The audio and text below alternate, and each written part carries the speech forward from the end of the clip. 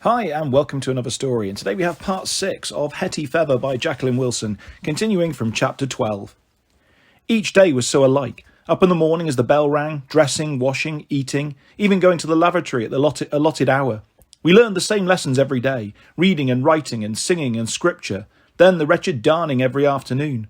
We ate the same meals, porridge for breakfast, boiled beef or mutton for dinner, bread and cheese for supper every Monday, Tuesday, Wednesday, Thursday, Friday and Saturday, all identical.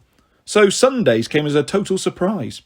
We were handed special snowy white Sunday tippets and aprons, and given a severe warning by Matron Pigface Peters to keep them spotless. Woe betide any girl who dribbled her porridge down her front at breakfast. Then we all trooped off to chapel, marching in a crocodile. I still did not have a friend in my own class, so I had to trudge along beside Matron Pigface herself, while Sheila and Monica walked directly behind and kept kicking the backs of my legs and treading on my boot heels. I turned to try to kick them back, but Matron Pigface tugged my arm and glared at me. "Behave yourself, Hetty Feather. Pray to the Lord above to make you a good meek little maid, not the total varmint that you are." I wasn't sure what a varmint was, but I decided I wanted to stay one if I possibly could. I didn't want to be good or meek. I certainly didn't want to stay little, so that all the others could squash me flat. I didn't much care to be a maid either. If I had to be a foundling, then the boys seemed to have far more fun. The Sunday service in the chapel wasn't fun for any of us, girls or boys. We had to sit as still as statues on the hard pews. If we so much as swung our legs, Matron frowned and tapped us. If any small foundling fidgeted or fell asleep during the long, long sermon, a big girl would poke her hard in the back. And doubtless the little boys over on the other side of the chapel were being subjected to similar nips and knocks. The foundlings who formed the choir were the only children who could mingle, girls and boys together. I was surprised to see my own sister, Martha, up there at the front, the smallest child in the whole choir, looking especially earnest, with her spectacles on the end of her snub nose. She had a very short solo, and sang like an angel, hands folded, head high, mouth wide open. I felt true sisterly pride, goose pimples on my arms at the sweetness of her voice. If only Mother could have been present to hear her.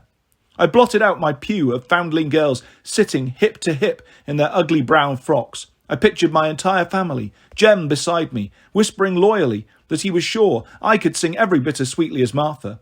Nat surreptitiously whittling a piece of wood, Rosie and Eliza in their Sunday print frocks with their hair specially curled, Father, large and lumbering, holding his neck awkwardly because the collar of his starched Sunday shirt was rubbing, and Mother rocking the sleeping baby, her eyes shining to see us all together. Gideon would be with us, of course, sitting bolt upright, dancing his toes in time to the music. I suppose Saul would have to be there too, but right at the other end of the pew, away from me. I peered round to see if I could possibly spot the real Gideon and Saul in the distant sea of brown boys. I got poked hard in the back for my trouble. I had to sit still and pray and sing and listen while the vicar preached endlessly about miserable sinners. I was very miserable, and I knew I was a sinner, so I decided I had better pray hard because, inside my head, well, so that I wouldn't tumble straight down to the fiery flames of hell. "Dear Lord, please make me a better girl," I prayed earnestly over and over, but as the sermon droned on and on, I switched the prayer to, "Please God, let the service finish soon." When it was finally over, I had pins and needles from the tips of my toes right up to my bottom, and I stumbled when I stood up. We filed out of the chapel, row after row, while the rest of the congregation gawped at us. I wondered who all these strange ladies and gentlemen were. They certainly weren't hospital staff. I had a sudden wild fancy that they were parents come to seek out their lost children. Perhaps my real mother was there, looking for her lost babe. Perhaps she really was Madame Adeline. I peered at all the ladies, trying to spot a flame of red hair under all the Sunday bonnets, a flare of pink lace at the throat of a stark Sunday dress. "Stop staring, Hetty Feather," Matron Pigface snapped. "But they're staring at me," I muttered, but not quite loudly enough for her to hear. Harriet was one of the big girls supervising our privy visit when we got back.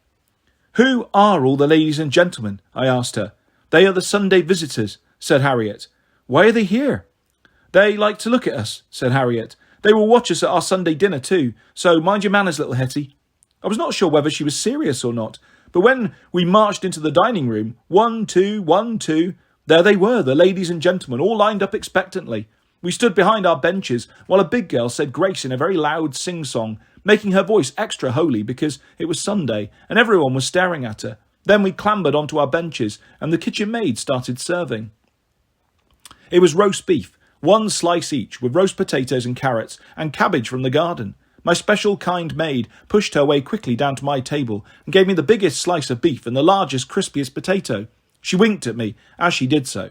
The ladies and gentlemen surrounding us were making such a noise I dared to speak myself.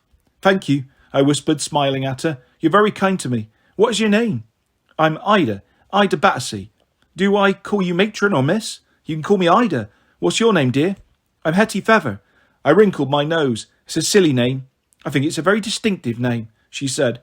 "Oh, I do like you, Ida," I said. I forgot to whisper, and a nurse came bustling up, glaring at me. "Were you talking, child?" she demanded. "Oh, no, ma'am, it was me. I'm very sorry. I'm sorry, ma'am," said Ida. "You must learn to hold your tongue," said the nurse, as if Ida was one of us girls. She flushed and bowed her head, but when the nurse moved away, Ida pulled a comical face at her back. I laughed and choked on my hot potato. Ida had to serve the next table, and as soon as she was gone, 3 fine ladies stepped right up to our table and watched us eat. "My, they're so neat and dainty. See how they spoon their gravy so carefully," said one. Of course we were neat and dainty. We knew that if we spilled anything down our Sunday tippets, we'd get our knuckles rapped. "Aren't the little ones sweet? Do you see that one with the high forehead?" "That's a clear sign of intelligence," said another, singling out Sheila, who smirked at her in a sickening fashion. "I'm rather taken with the very little one. She's not much more than a baby," said the third. "Poor little scrap. I doubt she'll survive the winter." I scowled at her, which was a mistake. "Oh dear, look at that expression. She's a surly little thing." No, my one's smiling prettily," said the second lady, fumbling in her purse. "Here, my dear, a little treat for you." She put a wrapped sweet beside Sheila's plate. Sheila popped the sweet down the front of her tippet before anyone else could see. Aha! So that was why she'd smiled so. I knew how to play this game now. The 3 ladies trotted further down the dining hall, and their place was taken by a gentleman and a lady, arm in arm. "Oh, I do like the little one," said the lady. I sat up, opened my eyes wide and smiled. "That's a dear little love. The one at the end, look, she's smiling." "Bless the child, she's taken a shine to us." I grinned and gurned deliberately, while they oohed and cooed, but they sauntered off without giving me anything. Sheila saw my face and laughed at me. She patted the tiny bulge in her tippet, where her sweet was, and licked her lips. But then another lady and gentleman came nearer, both so fat that his waistcoat buttons were air-popping, and her corsets were strained to bursting point. They were exclaiming over the meagreness of our portions, though this Sunday fare was practically a feast to us. "I'm sure the children are half starving." I sucked in my cheeks and looked mournful. "See the little one at the end. What a shame, she needs feeding up. Here, my dear, this is for you." The gentleman pressed a slab of toffee in my hand.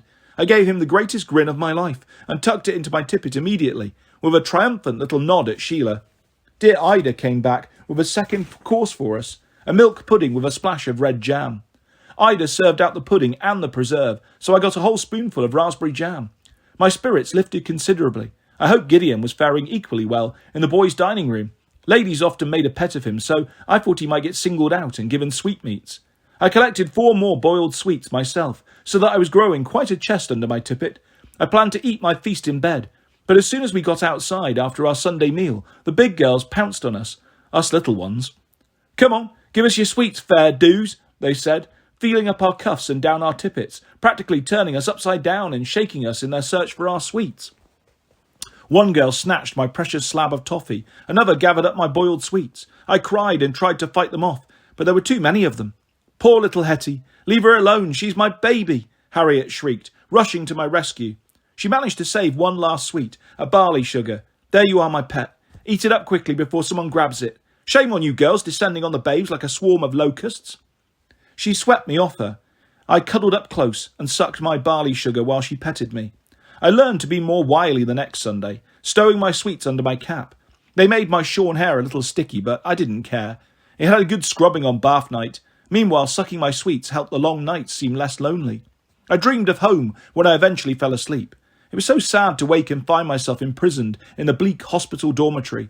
I wondered how they were managing at home without me, especially Jem. I knew he would be fretting, frantic to know if I was all right. It gave me an added incentive in my writing class with Miss Newman. As soon as we could master our pens sufficiently, we were allowed to write home. It was a long letter, and it made my hand ache terribly. Miss Newman wrote it on a board, and we copied it out laboriously. "Dear Mother, I now have the greatest pleasure in writing these few lines to you. hoping to find you quite well and happy as it leaves me at present. Please give me my love to all the family. I remain your affectionate girl, Hetty. We were told to copy it, exactly, neither adding nor deleting anything. Older girls who were fluent enough occasionally tried to add a few more personal lines, but Miss Newman had to approve them before they could be sent. I was exhausted by the time I reached affectionate, and didn't concentrate hard enough. If I didn't insert enough F's or T's, or I got my I and O the wrong way round, Miss Newman put a line through it, and I had to start all over again. I longed to add my own personal message. I detest it here, and I miss you so, and Sheila is mean, and I hate Matron Peters, and she stole my rag baby, and I don't wear drawers nowadays. However, I'd seen other girls have their letters confiscated if they so much as commented on the monotonous food or complained about being stared at on Sundays. I simply inserted 2 words after, please give my love to all the family, especially Jem. After I'd signed my name, I filled the rest of the page with kisses. Now that I could write, more or less, I tried hard to copy some of my picturings down on paper so that my stories were preserved. It was very hard to find any paper. I dared to steal a sheet from Miss Newman's special supply in the stationery cupboard, but it was mostly kept under lock and key. Harriet once obligingly tore a couple of pages from her exercise book, but my steadiest supplier was dear Ida. She slipped me paper bags and greaseproof paper from the kitchen. I stuffed them down my tippet and went around crackling all day until I could hide them in my mattress. It was hard to find a place to write privately. Sometimes I sat up in the middle of the night and scribbled in the dark with a stolen stick of charcoal, though in the morning I saw my lines of writing wobbled up and down and sometimes crossed right over each other. It wasn't enough to write my stories. I wanted to read new stories too. I had the Bible. Some of the stories were exciting, but the words were very hard to decipher. Miss Winterson lent me her book of fairy tales, and I read them over and over again. I went to the ball with Cinderella in my glass slippers. I let down my long hair like Rapunzel. I swam in and out of underwater coral palaces with the little mermaid. Ida spotted me reading on my lap during dinner time. Watch out, or one of them nurses will be after you, Hetty, she hissed. I just love reading, Ida. I don't know what I shall do when I have to give the fairy tale book back to Miss Winterson. She chewed her lip. I'll see if I can find you some stories, Hetty. It's a wonder a tiny girl like you can read so well. You need encouragement. What's that you're saying? Matron Pigface came waddling up, snout quivering. I quickly sat on my book, not wanting to get Nurse Winterson into trouble for lending it to me. I thought Ida would mumble something and move on, but she stood her ground. I said, she needs encouraging, Matron, she said. And why's that, pray? Matron Pigface inquired. Because she's clever, said Ida. Clever as a cartload of monkeys. I'll grant you that, said Matron. She needs watching all the time, that one. She doesn't need encouraging, she needs suppressing. Ida still didn't give up. She learned so fast, I think she could become a real scholar. Matron Pigface snorted with laughter. A foundling? Don't be ridiculous, girl. She'd be a servant like all the others. That's all she's fit for, and don't ever think otherwise. Now get back to the kitchen and stop wasting time. You're here to serve the food, not give your impertinent opinions. And don't let me see you favouring Hetty Feather, or I shall make you lose your position. Ida swallowed. Beg pardon, Matron, she said, and scurried off. I sat uncomfortably atop the book of fairy tales, fearing that I'd got Ida into serious trouble. Ida didn't serve my table at supper. She stayed up at the end where the big girls sat. Matron Pigface bustled past me. She said nothing, but the look on her face said it all. There, you've lost your friend now. You've been put in your place, Hetty Feather. I'm mistress here. But the next morning at breakfast, Ida hovered at my table. I looked around anxiously for Matron Pigface, but couldn't see her.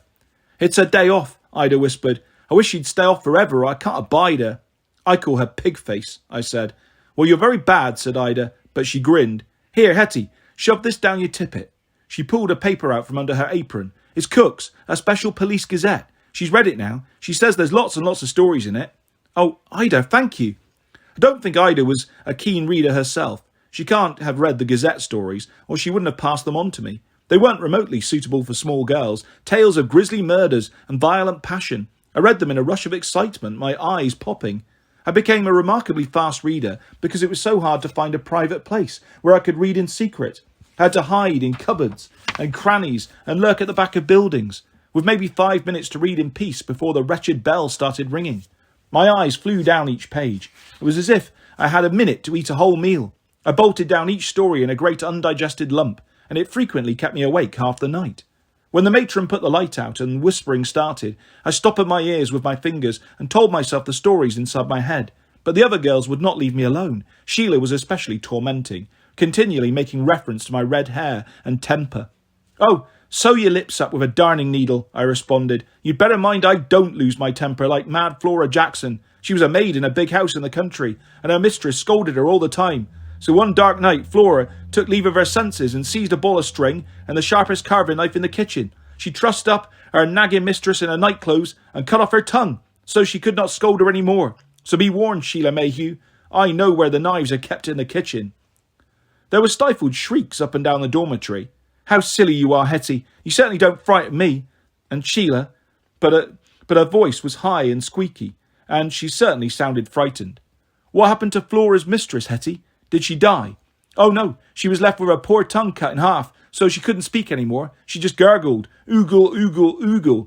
"Ooh!" the girls shrieked, so loudly that Matron Pigface came stomping back to give us all a severe scolding.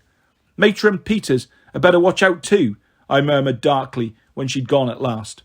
The next night the girls all begged for more stories of Mad Flora and her mistress, and I recited the whole story again. There had been 3 whole pages devoted to this grisly tale in the Police Gazette.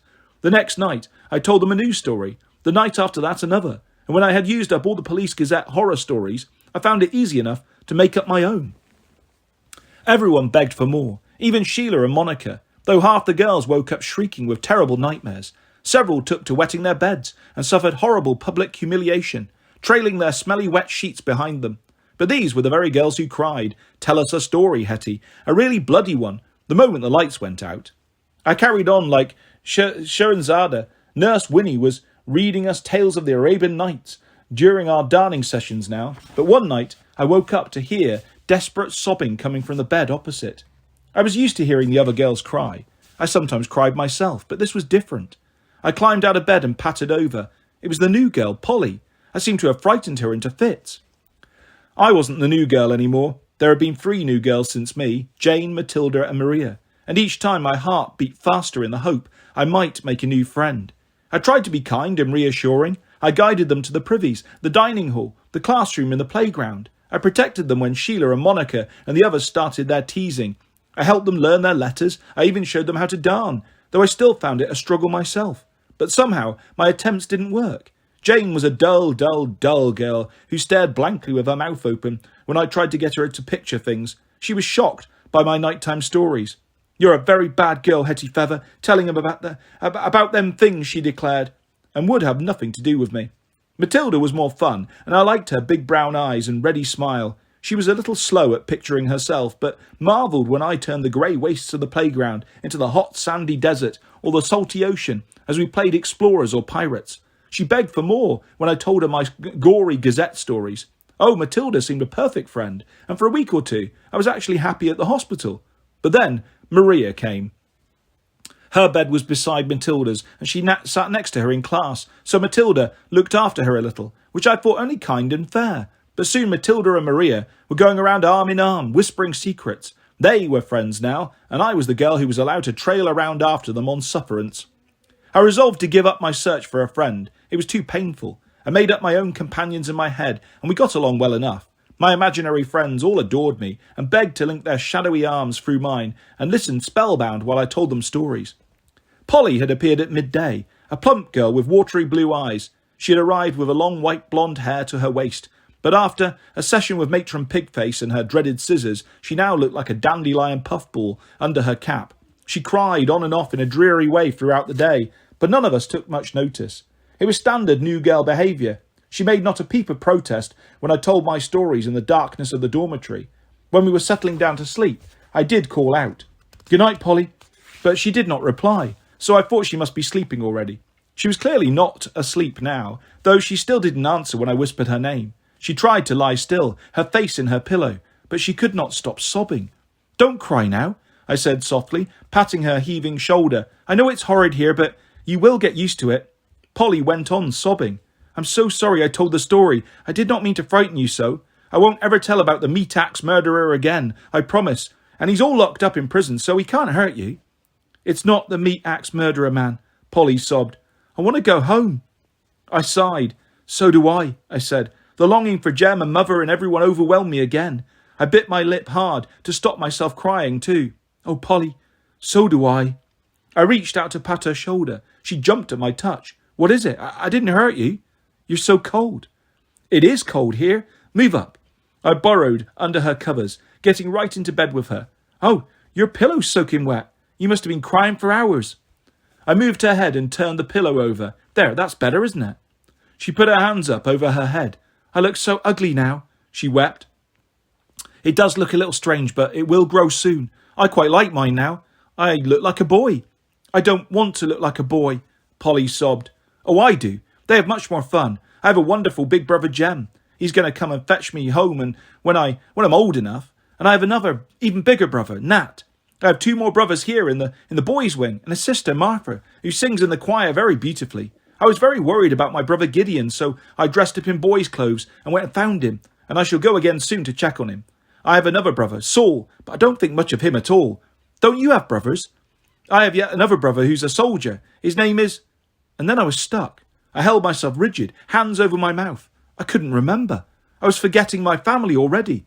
I had never known this big brother, but we had talked of him often. Mother had always sighed when she said his name and kept his letters tied up with blue ribbon.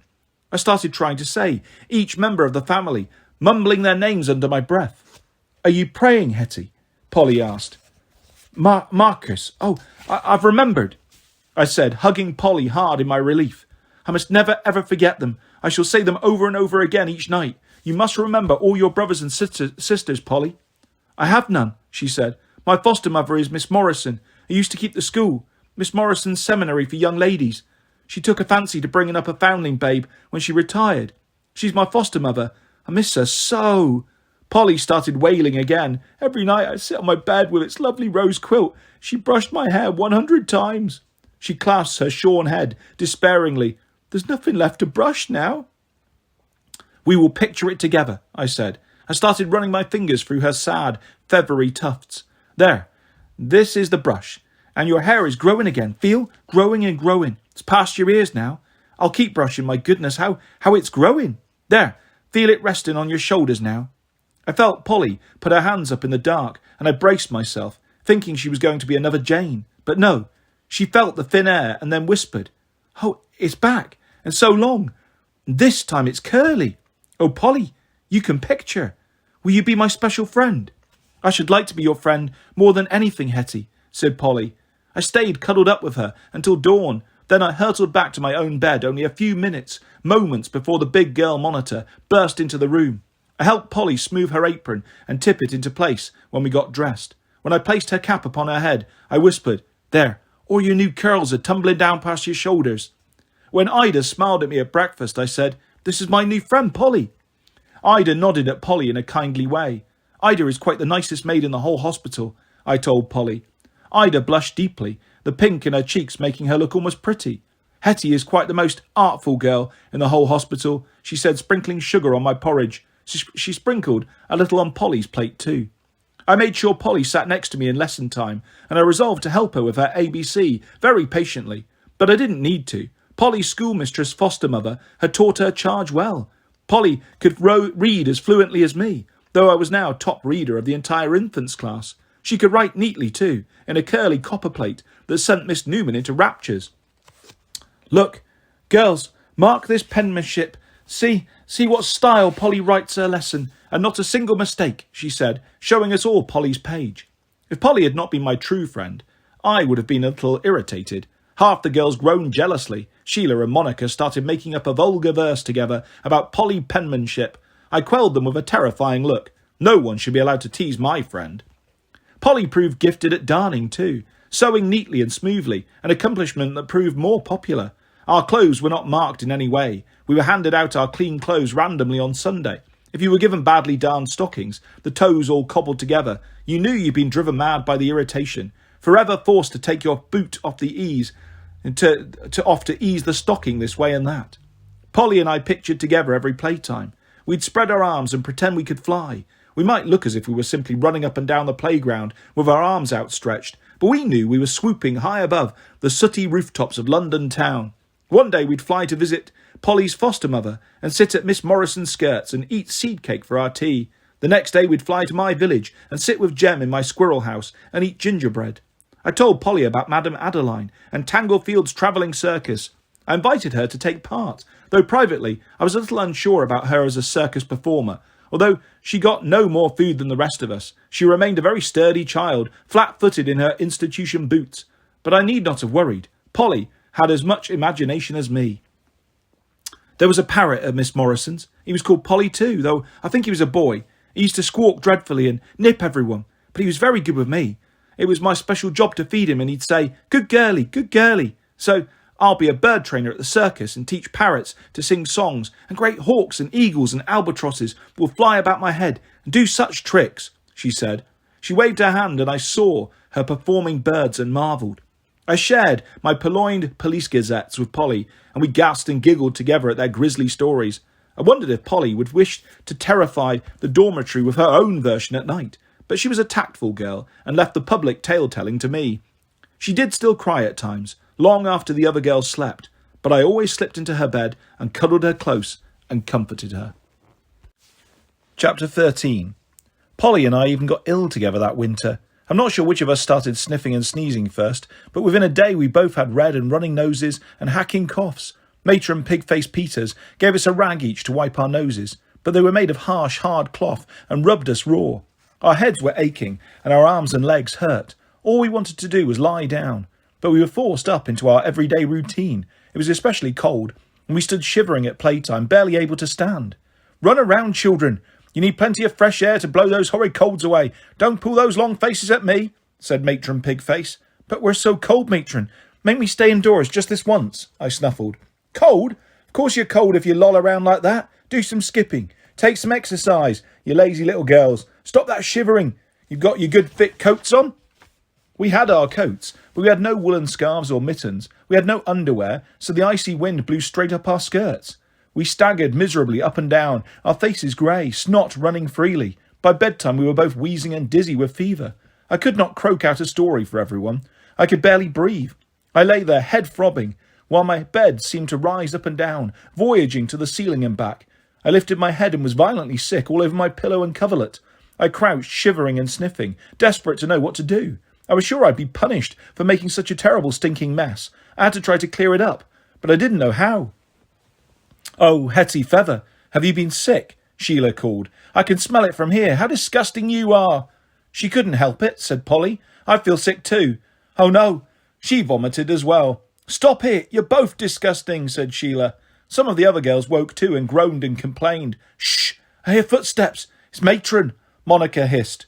I started crying then, unable to lie down in my bed, terrified I might be whipped for being out of it. But it wasn't the dreaded Matron Pig-Faced Peters. Lovely Nurse Winnie was on the night duty. She came in with her lamp. Oh dear, who's been sick?" she said. "Is it you, Hetty? And poor Polly too."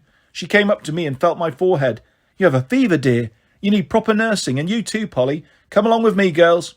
She ushered us out of the dormitory and down the corridor into a room we'd never been in before, like a small dormitory with 12 beds. "This is the infirmary, girls. Let's strip off those soiled nightgowns. Get you washed and clean again, poor lambs." She was so gentle with us that we both started crying, unused to such tenderness. When we were in our clean nightgowns, we were tucked into bed in the infirmary with new softer rags to blow our noses and bowls beside us in case we were sick again. "There now, try to get some sleep. I'll go and check the other girls and strip your soiled beds. Don't cry so. You'll feel better soon." "We're not going to be punished," I said. "Goodness, Hetty, you're both ill with the influenza. Of course you're not going to be punished." Nurse Winnie sounded shocked. "Dear goodness, what must you think of us?" "I think you're lovely, Nurse Winterson," I said. She was truly angelic to both of us. She held the bowls when we were sick again. She lifted us onto the chamber pot. She wound wet towels around us to bring down our fever. She gave us sips of sugared water. She read aloud to us when we were restless. She clasped our hands when the doctor came to examine us. But this time the infirmary was full of sneezing sick girls, with further beds lining the corridor. "Half the hospital has gone down with this wretched, virulent influenza," he said, as he listened to Polly's chest. "However, you're a sturdy girl with an excellent lung. You'll be running around in a day or so as right as a ninepence." He looked graver when he undid my nightgown to listen to my chest. He bent closer, till his pomaded hair was right under my nostrils. He kept prodding me with the cold end of his stethoscope, shaking his head. "This child is nowhere near as robust, he declared. Severely undernourished. She has a sparrow's bones, no meat on them at all. She needs feeding up. I eat the same as Polly, sir, I said, but he took no notice. Give her black beer in the mornings and full cream milk and plenty of porridge, or you'll lose her, he said bluntly. I shivered, with excitement as much as fear, because I could not help delighting in the fact that I was the child so sorely ill. I hated it when Polly was sent back to the dormitory the next day, almost fully recovered. I was so worried she might form a friendship with another girl in my absence. But I could not help basking in the attention of dear Nurse Winnie at night. Mercifully, Matron Pig-Faced Peters went down with the influenza herself and kept to her room. Several of the nurses were also ill, so during the day we were looked after by anyone available. Sometimes it was a big girl. One glorious day, Ida came with a specially ordered bowl of creamy porridge for me. She sat beside my bed and insisted on feeding me, spooning porridge into my mouth as if I was a little baby. I was still feeling sick and kept shaking my head, but Ida tapped my mouth gently with the spoon, coaxing me. There's a good girl, Hetty. Another few spoonfuls just for me, eh? And look what I have for you here. A little slab of my own homemade toffee. You may suck a square when you're finished with your porridge. I cried a little then. Don't cry, dearie. Does your chest hurt bad? Perhaps you need a piece of flannel at your throat. No, it's just you're being so kind to me. It's almost as if I was at home. I wept. I missed Jem so much. And mother. What was your foster mother like, Hetty? Ida asked. She was just mother. She was kind to you. She was very kind, though she paddled me when I was a bad girl. I'm sure you could never be truly bad, said Ida. She lifted me up off the pillow to drink my milk. She had her arm around my shoulders, and I leaned against her gratefully. I decided I was in no hurry to get better when Ida and Nurse Winnie were making such a fuss of me, especially when Nurse Winnie smuggled me a reassuring note from Polly. Dear Hetty, I do hope you're not too ill. I miss you so dreadfully. It is horrid without you. From your very loving friend Polly. Dear Polly, I replied, it is enormously horrid not being with you, but I am trying to bear it. I will get better soon, I promise. Nurse Winnie is my friend, and Ida is my friend too, but you are my most very special friend in all the world, and I am very affectionately yours, Hetty. I was still not very strong, and I had to labour long and hard over my letter. I asked Ida how to spell the great big words like enormously and affectionately, but she blushed and looked wretched. I'm not very good at writing, Hetty. I can't rightly say, she said. Well, never mind, I'll ask Nurse Winterson, I said, sad that I'd embarrassed her. I never had much schooling, see, Ida said. She looked at me earnestly. That's the good thing about the hospital. You girls get a proper education. You're brought up almost like young ladies. Yes, but we're not young ladies. We have to be servants, I said, wrinkling my nose. I don't want to be a servant. Then it was my turn to blush because I realised I'd been tactless. I'm sorry, Ida, I said, taking her hand. There are worse positions in life, she said flatly, and you're very bright, Hetty. Perhaps you'll get a position as a lady's maid and wear a fine uniform, never have to do any hard work. Should you like that? I considered. Perhaps I should like it if she was a very kind lady, let me dress up in her silks and velvets, gave me cake at tea time, I said. Ida laughed. You have wheedling ways, but I doubt any lady will let you do that. Then I won't be a servant at all. I shall run away to the circus. Oh, yes, said Ida. And what will you be there? A performing monkey? I shall be a fine lady on a white horse, I declared. With rings on your fingers and bells on your toes, said Ida, not taking me seriously. No, I shall join my real mother, Madame Adeline, and she will give me a costume of pink spangles, and we will ride our horses together in the circus ring, I said. Whatever makes you fancy your mother is a circus lady, said Ida. Oh, I'm absolutely certain of it, I said. Madame Adeline told me herself, more or less, and when I am big enough I shall go and find her. Just you wait and see. Well, you're not big enough yet, Hetty. You're still the smallest girl in the whole hospital. You must eat up all the milk puddings I bring you, every last morsel, and then you'll get better. I did get better, though I think it was due to the love and attention of Ida and Nurse Winnie, not their milk puddings and medicine. But one of our sick girls, Sarah Barnes, grew worse. The nurses wrapped her in soaking sheets, but she was still burning hot when I touched her, and she could barely sip her sugared water. She was so weak they had to lift her onto a chamber pot like a baby. And all the time, morning, evening, all through the night, she coughed and coughed. I slipped out of bed and went to stand beside her, shivering. Poor Sarah, I whispered. Is your throat very sore? Yes, she mumbled. Yeah, it hurts. Shall I get nurse? No, I want... Who? Want my mother, Sarah sobbed. I told Nurse Winnie, and she looked stricken. Poor lamb. I wish she could see her foster mother, but it's strictly against the rules. But she's so ill. I know, Hetty, I know, she said wearily, and she covered her face with her hands. Nurse Winterson, is Sarah dying? I whispered. I hope not, but she is very, very poorly, said Nurse Winnie. Sarah started crying again at that night, calling for her mother. She wouldn't quieten, no matter how Nurse Winnie tried to soothe her. I got out of bed and crept near her. I had the fanciful idea that I could picture Sarah's mother for her, tell her that she was coming very soon, that she loved her little daughter, but Nurse Winnie took hold of me and forced me back to bed. I know you mean well, Hetty, but you must not get too near poor Sarah, especially while she's coughing so. You must not risk reinfecting yourself. You're still quite a sick girl. Now go back to sleep. There's a good child. I tried to do as I was told, pulling my blanket high over my head to cut out the sound of Sarah. When I woke up in the morning, the room was strangely quiet. I sat up. Sarah's bed was empty, her sheets pulled off, her mattress bare. Where's Sarah? Is she in the washroom? I called anxiously. No, Hetty. Nurse Winnie came over to me, her face very white, purple shadows under her eyes. No, Hetty. Sarah's gone to heaven. She's with the angels now. I sat still, stunned. I'd asked if Sarah was dying, but I hadn't really meant it. Sarah was such a real girl, with her cough and her running nose and her tendency not to reach the privy in time. Yet now she was an angel, in a long white dress with wings sprouting out of her small shoulder blades. I was accomplished at picturing, but it was very hard imagining Sarah lolling on heavenly clouds, a halo over her lank brown hair. Don't be sad, Hetty. Sarah is happy now, and her poor cough is better, said Nurse Winterson, but she didn't sound at all sure. I lay down again, my heart beating fast. They said I was getting better, but might I die too?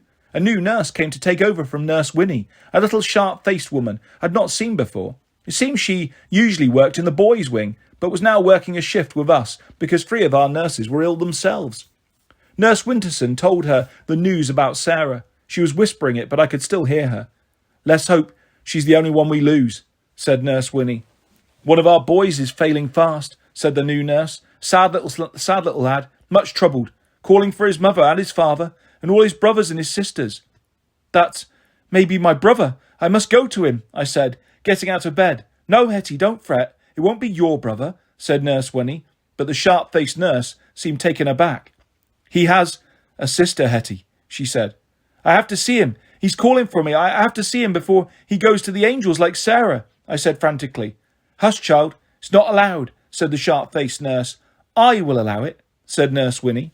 She wrapped my blanket around me and lifted me in her arms. She must have been exhausted after a long traumatic night, but luckily I was very light.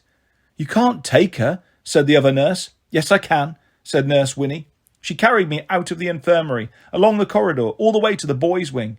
Oh, Nurse Winterson, I love you dearly. Thank you so much. I need to see my brother Gideon so badly, I said. I know you do, Hetty. I will make sure you see him. She pushed open a door with her hip, and we entered a room with the familiar smell of carbolic and sickness. There were boys in the beds, sniffing and coughing, and a nurse bending over a boy at the end, looking grave. She was startled at the sight of us. Don't be alarmed. I've brought Hetty to see her brother, said Nurse Winnie. Gideon! Oh, Gideon, I'm here, I cried. But it wasn't Gideon lying in the bed. Oh, goodness! It's Saul. But is Gideon all right? I begged the nurse. My brother, Gideon. He's very frail with a weak chest. Where is he? Oh, please, he hasn't died and gone to join the angels. Hush, child. Keep your voice down. Saul is very sick, but Gideon is perfectly healthy. He has not caught the influenza, said the nurse. You promise that's true, I said, not certain I could trust her. Hetty, said Nurse Winnie. Now, dear, do you have some words of comfort for your brother Saul? He was the wrong brother. I really wanted to rush out of the infirmary and find Gideon so I could see for myself that he was truly well. But I knew that in the circumstances this would not be looked on favourably, so I took a deep breath and stared down at Saul. He was lying wretchedly in bed, his curls damp with sweat, his cheeks flushed with fever. Hello, Saul, I said softly. It's me, Hetty. I'm not sure he'll know you, child. He's very fevered, said the nurse. But Saul's brown eyes were open, staring straight at me. He knew me all right. He'd heard me burble about Gideon. He knew I'd never have begged to come and visit him. I suddenly felt terrible. Oh, Saul, I said, wishing I could cry to look truly sorry. Oh, poor Saul. You look so ill. I've been ill too, but not as much as you. It must hurt so much. Here, Let me hold your hand."